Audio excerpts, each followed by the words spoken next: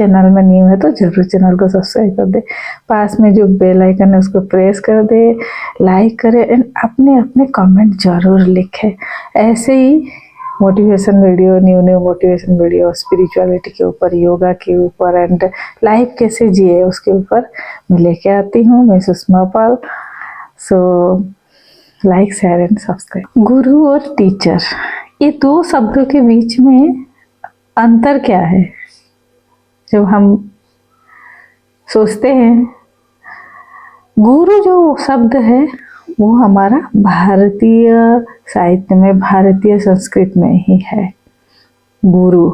इसका अगर हम अंग्रेजी ये शब्द का हम इंग्लिश वर्ड ढूंढने लगे ना तो उसका और कोई शब्द नहीं है, केवल टीचर है। लेकिन टीचर एंड गुरु में बहुत अंतर है। टीचर केवल ज्ञान जो उसने सुना है, पढ़ा है, वो ज्ञान को वो छात्र को दे सकता है। टीचर ज्ञान दे सकता है और छात्र बना सकता है।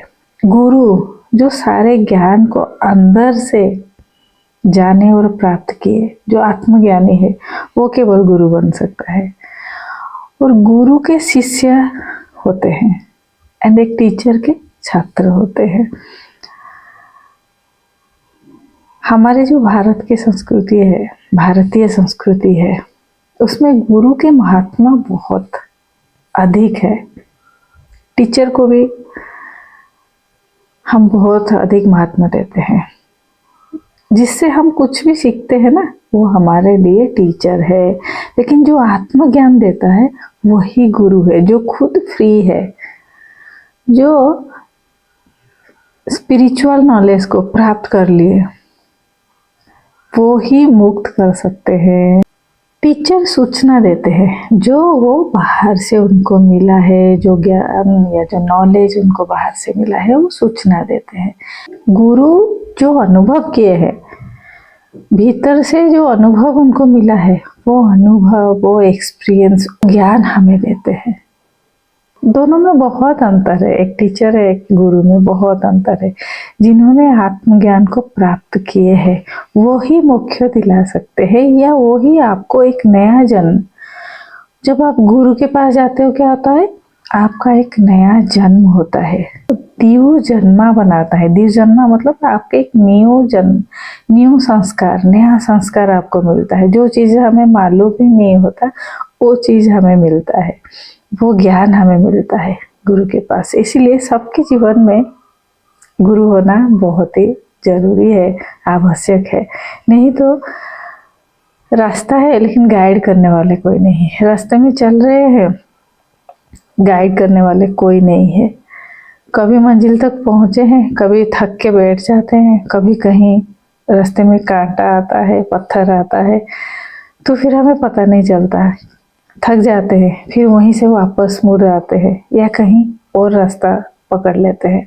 लेकिन जब एक गुरु होते हैं तो वो अच्छे से गाइड कर देते हैं, कैसे आपको, आपके जीवन में आपको कैसे जीना है, खुश होके कैसे जीना है, क्या करना है, क्या नहीं करना है, ये सब गाइड हमें मिल जाता है। स्पिरिचुअलिटी तो डेवलप होता है, मानसिक स्थिति भी सुधर जाता है, तनाव रहित हो जाते हो आप। पहले क्या होता था, जीवन में तनाव ही भरा हुआ, सबके जीवन में तनाव होता ही होता है।